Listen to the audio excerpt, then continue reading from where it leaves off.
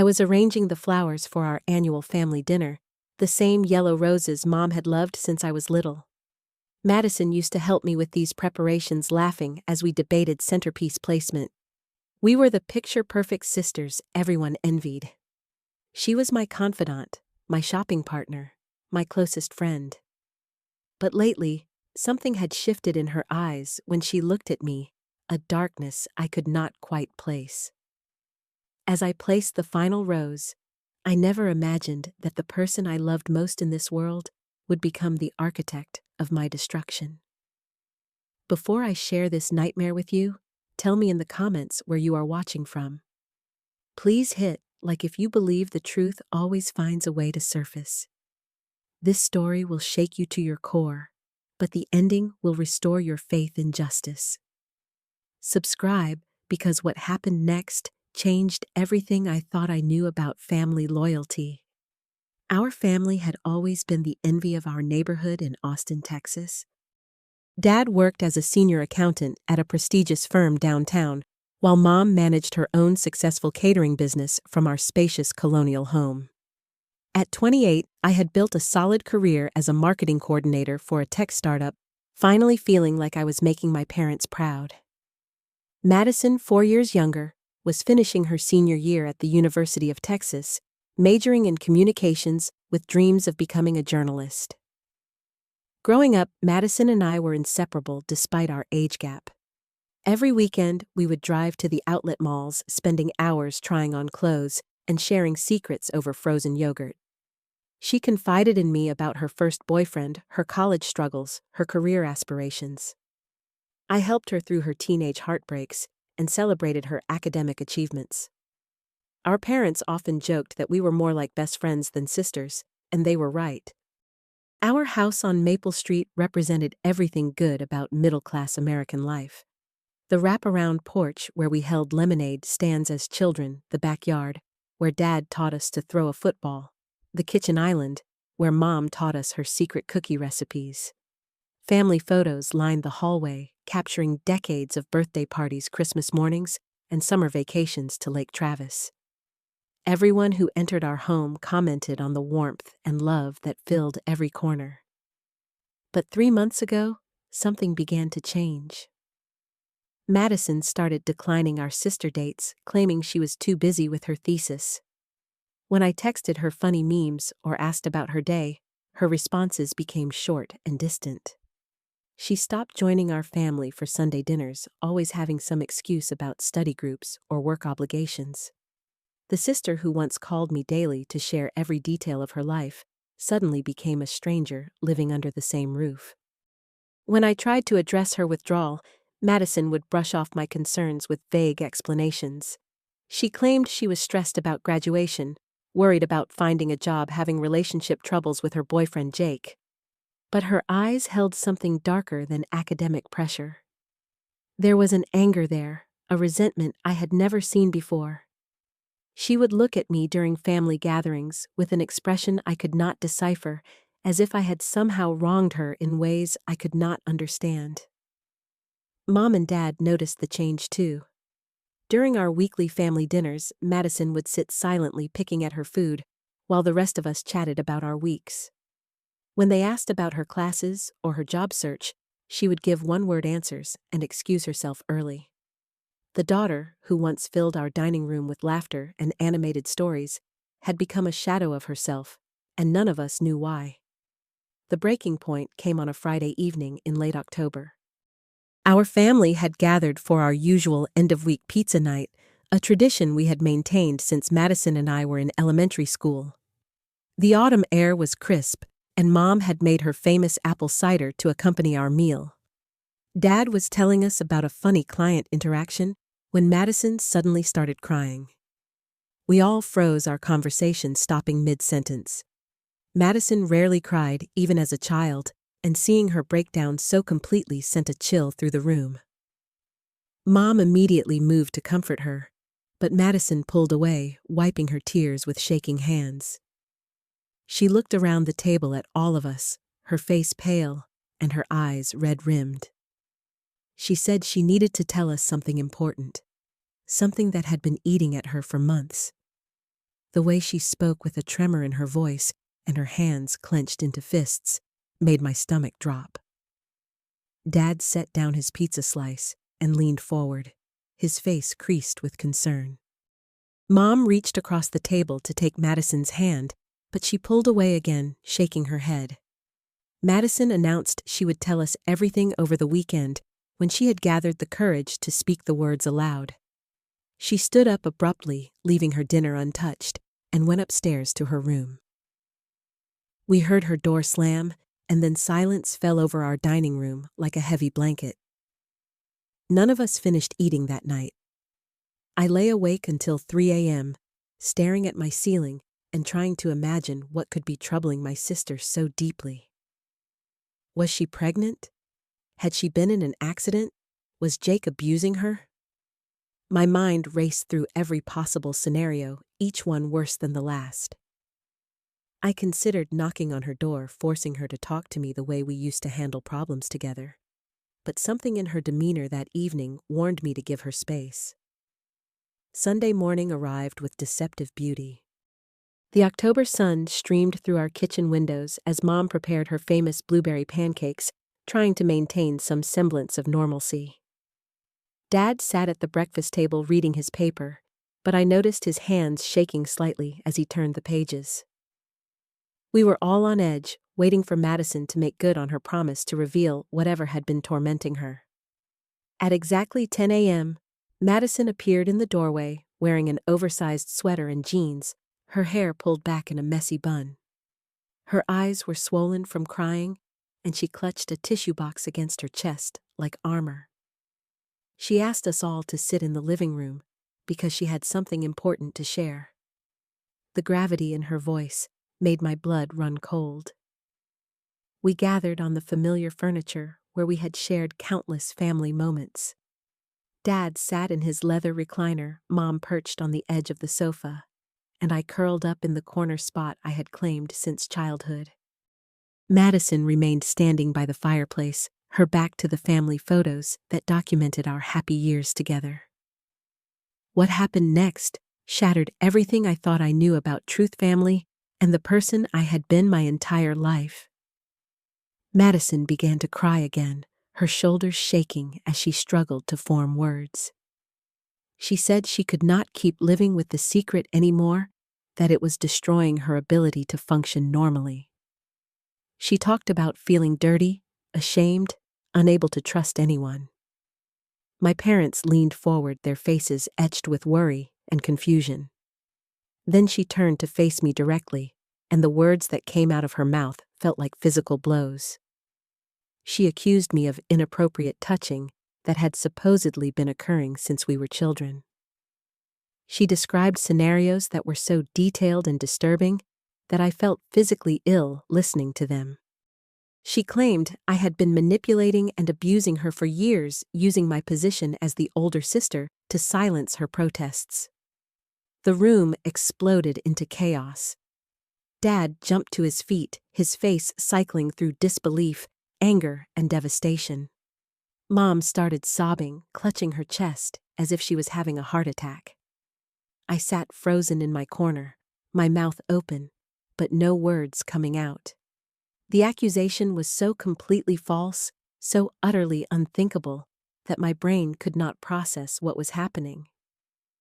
I finally found my voice denying everything with desperate intensity. I reminded them of who I was, the sister who had protected Madison from bullies, who had driven her to friends' houses and helped with homework. I begged them to remember our relationship, the love and support we had always shared. But Madison had prepared for my denials.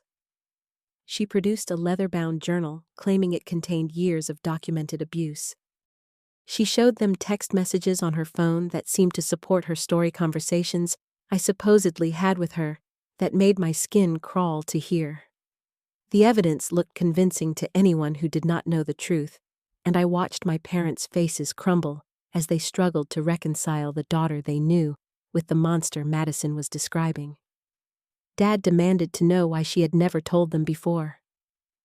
Madison explained that I had threatened her, convinced her that no one would believe her, made her feel like the abuse was somehow her fault.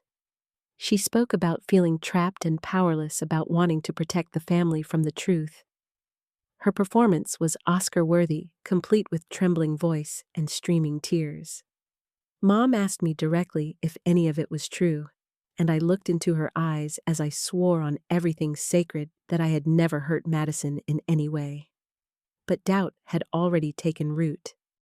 They were caught between believing their older daughter, who had never given them reason to question her character, and their younger daughter, who was sobbing and begging them to believe her pain. The conversation stretched for hours, going in circles, as I maintained my innocence, and Madison insisted on her version of events. Finally, Dad made a decision that felt like the final nail in my coffin. He asked me to pack a bag and stay somewhere else while they figured out what to do next. He said they needed time to process everything and decide how to move forward as a family. I stared at him in shock, unable to believe that the man who had taught me to ride a bike and helped with my college tuition was asking me to leave home based on lies. But the doubt in his eyes was unmistakable, and I realized that arguing further would only make me look more guilty. With as much dignity as I could muster, I went upstairs to pack my belongings.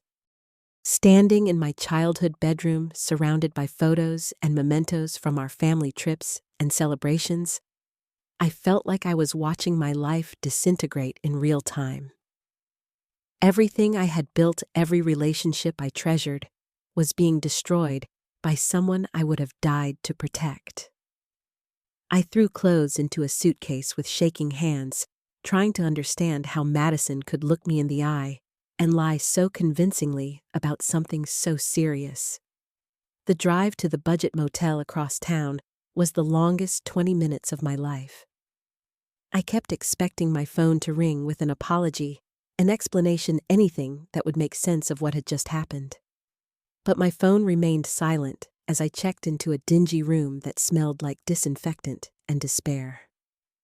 Within 48 hours, my entire world had collapsed. Word of the accusation spread through our extended family like wildfire, and suddenly, I was receiving calls from aunts and cousins demanding explanations I could not give. My boss called me into her office Monday morning, explaining that they had received an anonymous tip about my situation and felt it would be best if I took indefinite leave while things got sorted out. Friends I had known since high school stopped returning my calls. My college roommate blocked me on social media after seeing cryptic posts from Madison about finding the courage to speak her truth. The man I had been casually dating for 3 months sent a single text message saying he could not see me anymore, with no further explanation needed. By the end of the week, I was completely alone in a way I had never experienced before. The isolation was suffocating, made worse by the knowledge that my own sister was the architect of my destruction. I spent my days in that motel room, alternating between rage and despair, trying to understand what I had done to deserve such a calculated betrayal. The worst part was not knowing why. Madison and I had never fought seriously about anything. I had always supported her dreams, defended her choices, shared my success with her whenever possible. If she needed money, I would have given it to her. If she was struggling with something, I would have helped her find solutions. The random cruelty of her accusation made no sense. As the reality of my situation sank in, I realized that sitting in that motel room crying was not going to restore my life or my reputation. If I was going to survive this nightmare, I needed to fight back with every resource at my disposal. Madison had planned her attack carefully, but she had also made mistakes. I just needed to find them. The first step in rebuilding my life was acknowledging that my sister had become my enemy, a reality so painful it felt like mourning a death. But I could not afford to grieve for the relationship we used to have. I needed to investigate the woman Madison had become and uncover the truth behind her devastating lies.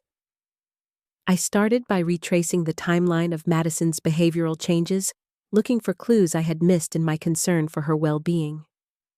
Using my laptop, I began documenting every interaction we had over the past 6 months, searching for patterns or motivations that might explain her actions.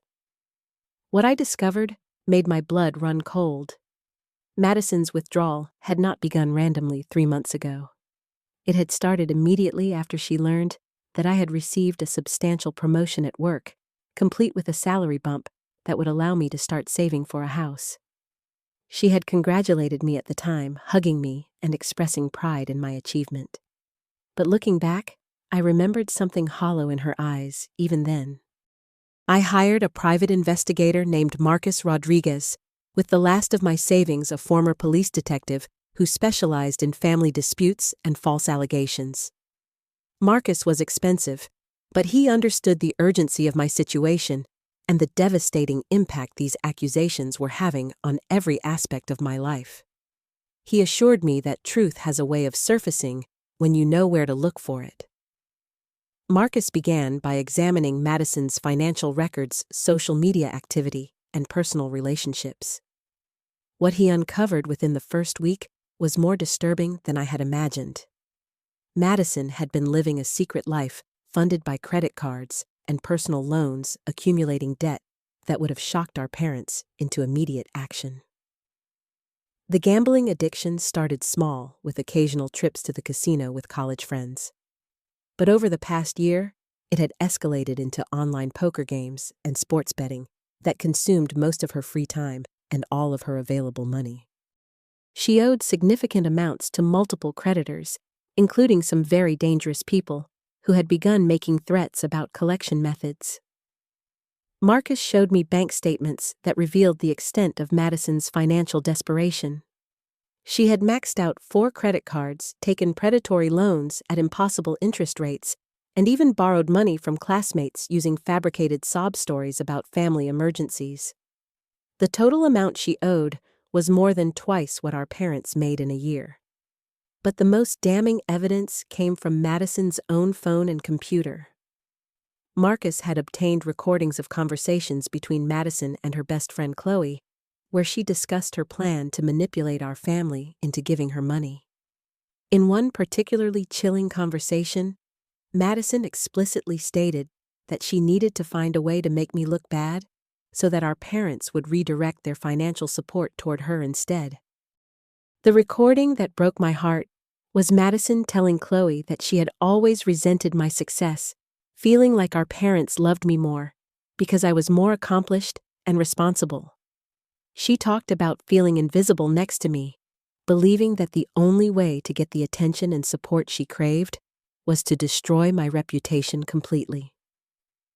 Marcus also discovered that the journal Madison had shown our parents was recently purchased with entries backdated, using different pens and handwriting styles to create the illusion of years of documentation. The text messages on her phone had been fabricated using a second device, creating fake conversations that made it appear as though I had been grooming and threatening her. Most shocking of all was security camera footage from our neighborhood that proved I had not even been home during several of the incidents Madison described in her accusation. On one date, she claimed I had cornered her in her bedroom. I was actually attending a work conference in Dallas with hotel receipts and witness testimonies to prove it. Armed with this evidence, I felt a mixture of vindication and heartbreak. I had proof that Madison was lying, but I also had confirmation that my own sister had deliberately and methodically planned my destruction. The betrayal was so complete that it took me days to process the emotional implications of what she had done. Marcus advised me to confront Madison directly before involving our parents, giving her the opportunity to confess and minimize the damage to our family. I was reluctant to face her alone, knowing how convincingly she could lie, but I also knew that this conversation was necessary for my own healing process. I arranged to meet Madison at a neutral location, a coffee shop near her campus, where we used to study together during her freshman year. She arrived looking nervous but defiant, clearly suspecting that I had discovered something significant. When I placed the evidence in front of her, I watched her face cycle through shock, anger, and finally resignation. For the first time in months, I saw the real Madison beneath her elaborate deception. The gambling addiction had changed her into someone I barely recognized, desperate and willing to sacrifice everything for money she would only lose again. She tried to justify her actions by claiming I had everything while she had nothing, but even she seemed to realize how hollow that excuse sounded. When I played the recording of her confessing to Chloe about her plan, Madison completely broke down. She admitted that the accusation had started as a way to get money from our parents, but it had spiraled beyond her control.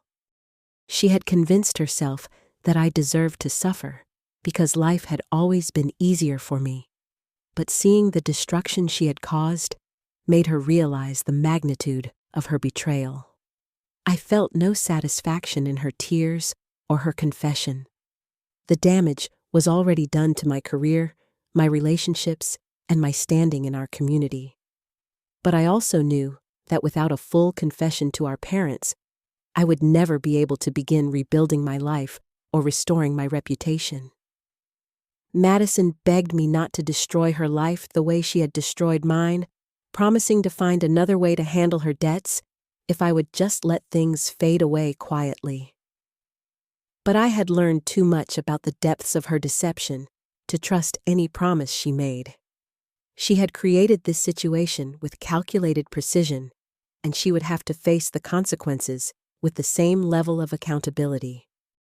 The family meeting I arranged for the following Sunday felt like a tribunal where I was finally getting the chance to present my defense. I had spent the week organizing all of Marcus's evidence into a comprehensive presentation that would leave no room for doubt about Madison's deception. My hands shook as I prepared to walk back into the house where I had been branded a monster and expelled from the family I loved. Mom and Dad looked exhausted when they opened the door, aged by weeks of stress and uncertainty about their daughter's conflicting stories.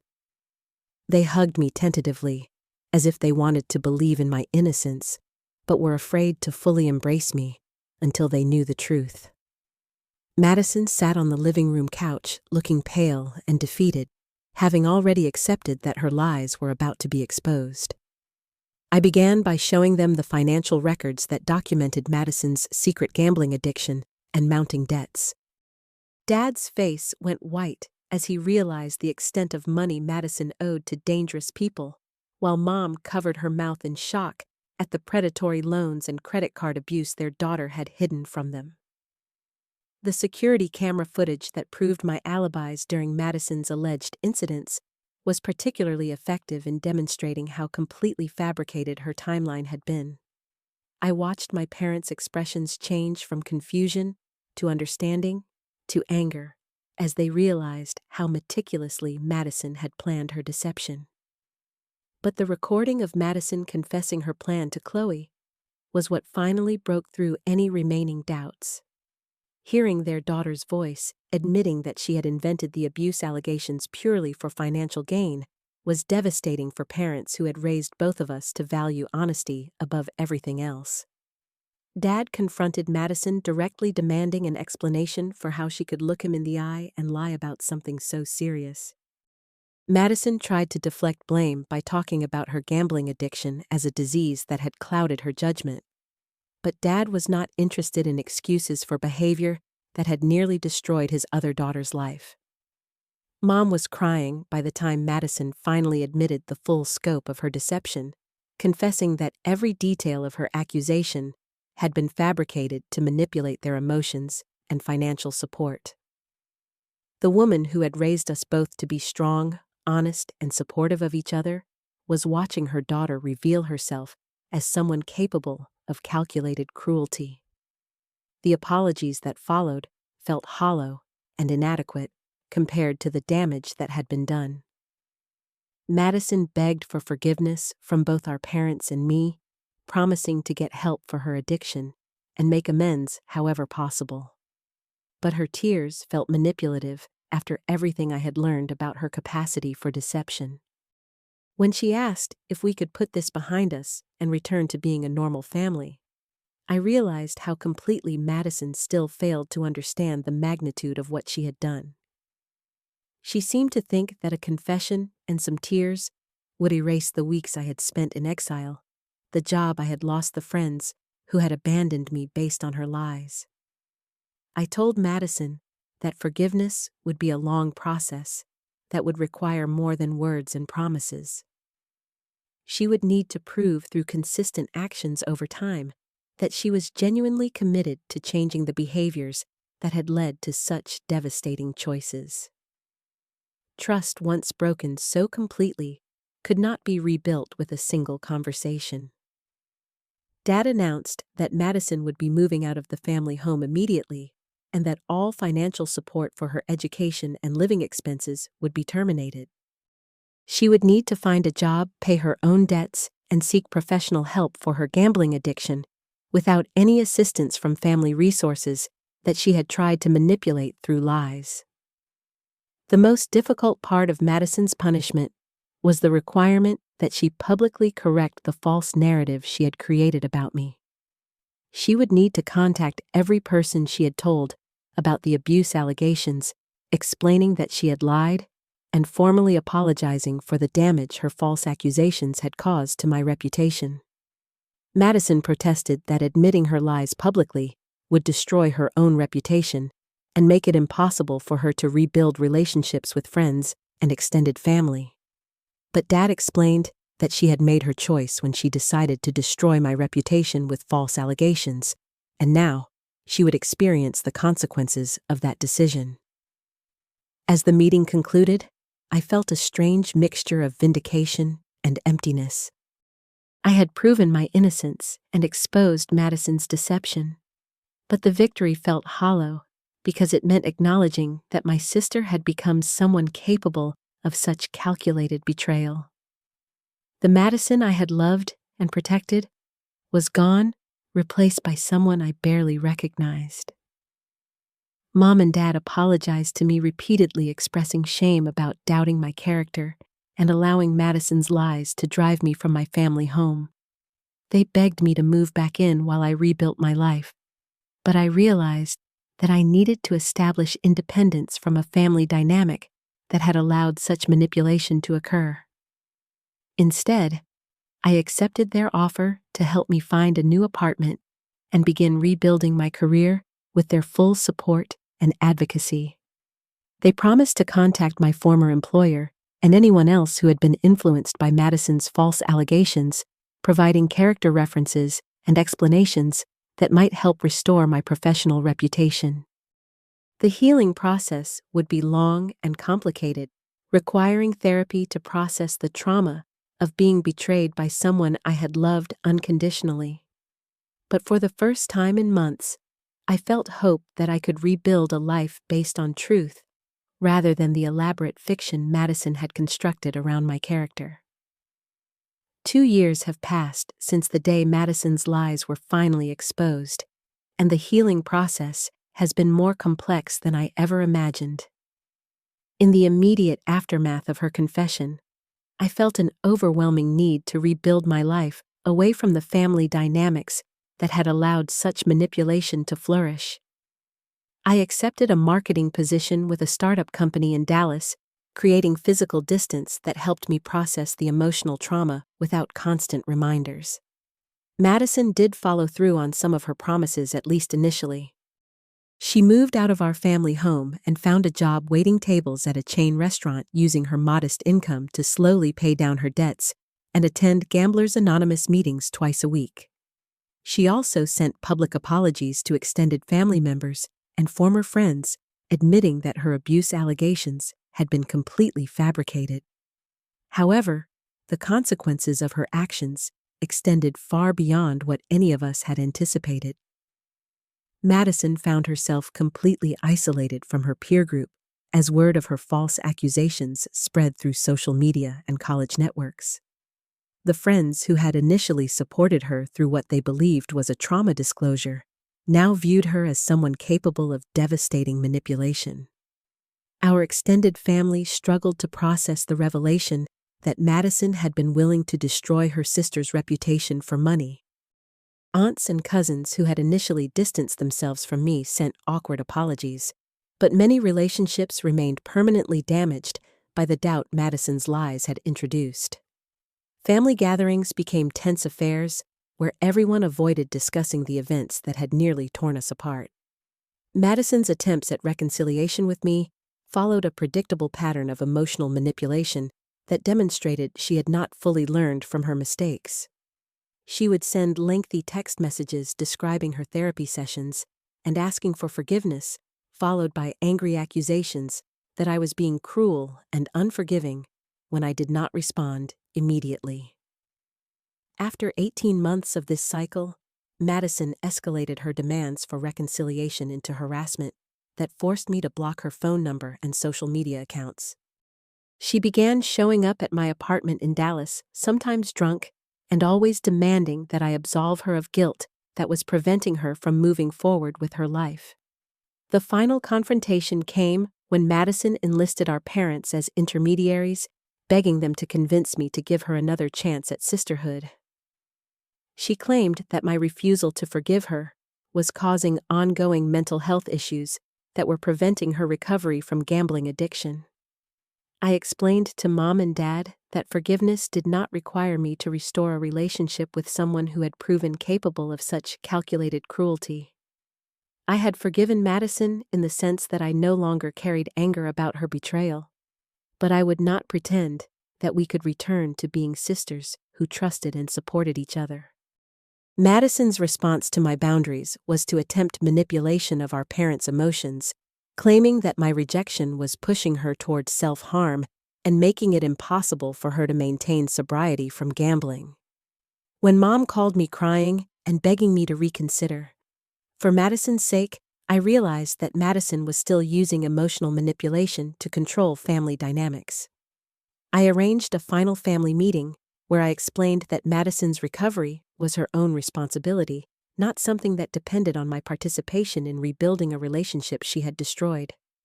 Her continued attempts to make me responsible for her emotional well-being demonstrated that she had not truly accepted accountability for the choices that led to our estrangement. Dad finally understood that Madison's behavior was part of a pattern of avoiding responsibility for her actions by making other people responsible for her emotional stability. He told Madison that she needed to focus on her own healing without expecting forgiveness or reconciliation from the people she had hurt through her deceptive choices.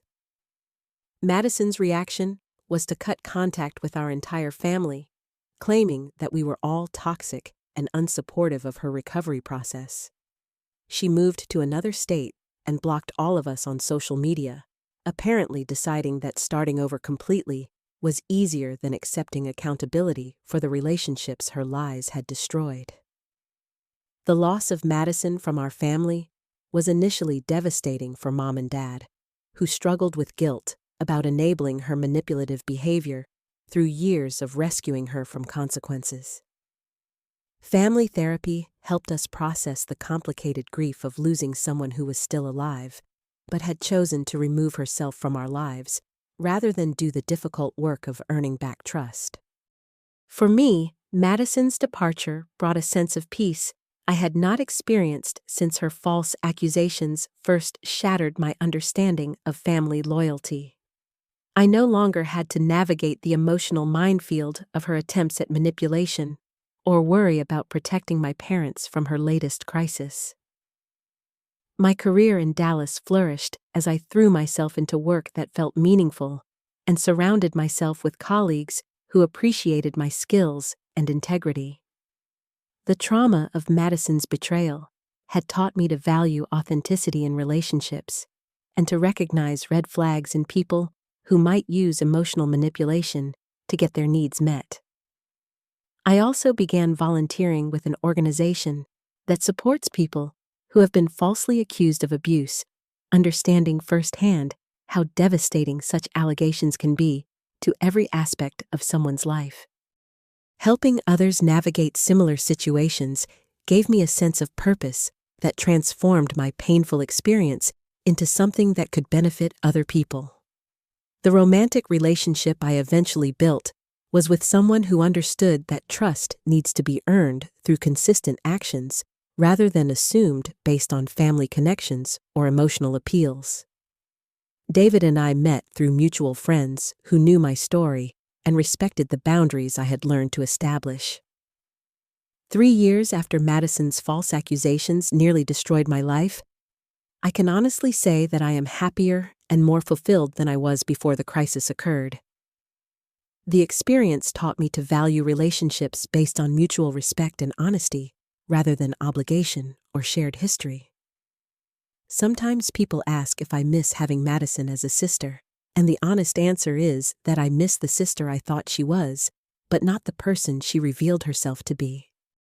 The Madison who helped me plan family dinners and shared secrets over frozen yogurt was largely a fiction, a performance designed to maintain access to family resources and emotional support.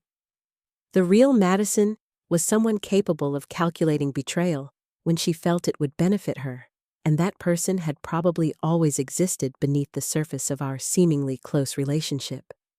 Accepting this reality was painful, but ultimately liberating, freeing me from the obligation to maintain a connection with someone who had proven willing to destroy me for personal gain. I learned that family loyalty should not require accepting abuse or manipulation, even from people we love deeply. Protecting yourself from toxic behavior is not cruel or unforgiving.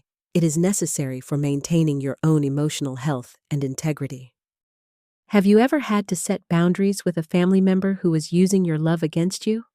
I would love to hear your stories in the comments below, because healing happens when we realize we are not alone in these difficult experiences. Please hit the like button if this story resonated with your own journey toward establishing healthy relationships, and subscribe if you want to hear more stories about finding strength through life's most challenging betrayals. Share this with anyone who might need to hear that it is possible to rebuild after devastating betrayal. And remember that choosing your own well-being is not selfish, it is necessary. Thank you for listening to my story, and I wish you all the courage to choose truth and authenticity in your own relationships, even when it means walking away from people who cannot love you honestly.